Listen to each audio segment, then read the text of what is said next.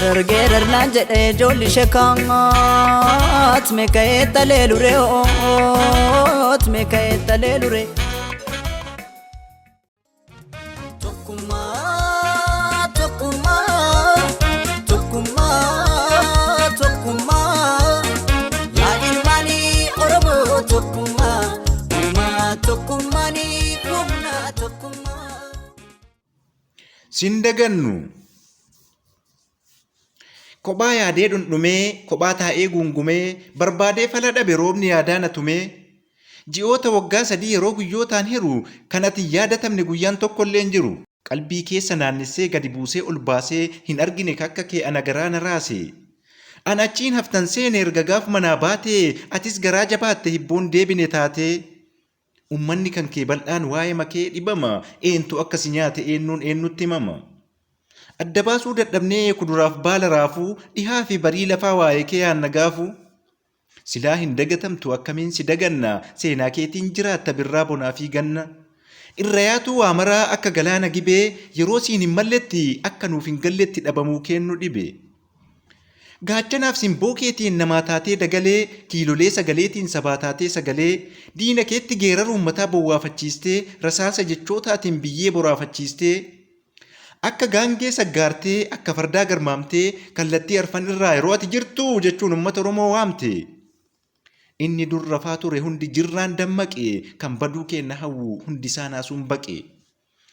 Akka leencaa barooddee akka kormaa bookkistee galmee goototaatiin ati gaafa soo'iste. Har'as iyyaafata waa'ee makee haasaya fakkiin kee guyyaa sanii nu keessa naannaya. Seenaa karaa jallisan falmitee falmachiistee akka itti falmatan daandii nutti argisiistee saba jaarraaf cunqursan mataa ol qabachiiste. Hacee gaafa maarressaa, hacee gaafa aduwaa boombii gaafa barkumee, gaafa osoo nagaan dhaamin addunyaarraa godaante dacheef samii guungume. Osoo ormaafuu taatu wabii jireenya lubbuu hamaasitti raawwatee harkiin sodaanne cubbuu. Erga addaan fagaate kennaaf kan kee wal argaan barri seenaa barreessee naanna'ee dhufe waggaan.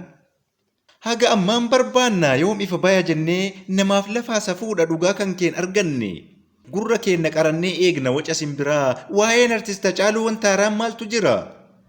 Yoom laata osoo jennu kan dhugaan dhugaa taatu eegnee dadhabne guyyaa haqni kee baatu. Haqa keessa foolatu osoo ciniinsifannu garaan keenna danda'ee sin obsu sin dagannu. Kufni kee caba lafee ta'ee onnee nu diige hin qoorre haga ammaa ijji imimmaan dhiige. Naasuun guyyaa gaafasii har'as nu keessaan baane dubbatameen dhumatu hin jiru wanni hin taane.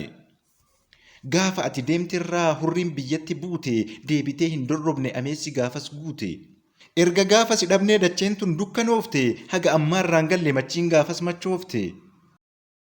Osoon deebi'in hafnaan tasuma manaa baatee meeqatu naasuun du'e waan hin yaadamne taate. Akka dhabneeti malee akki kee nun teessisu osoo kan deebi'uuti silaa kee ture lubbuun dursee namni deebisu. Silaa seenaa dhokate situ funaanee baasa silaa situ geerarsaan geeraree diina raasa. Maal godhuu dandeenya ree waan hiixanneen dhaqqabne obsuun dirqama taanaan dirqiin obsuu jalqabne. Ta'us akka dheengaddaa waanjoo gabrummaan baannu galma geessina malee imaanaa kan keenyaannu. Haga Oromoon jiru yoomiyyuu hin dagatamtu galma ati yaaddarraa kaayyoon keen sharafamtu. Gaaf tokko ni milkoofna deemnus imala dheeraa abbaan haqaan ijaara galma dhaddacha seeraa. Qaqqaxaleen sanyii kee galfata baatteen raftu turtullee ima baati gumaan kee baddee naftu. Siidaan diigamne qabda onnee Oromoo keessaa yoomiyyuu sin dagannu goota ilma hundeessaa.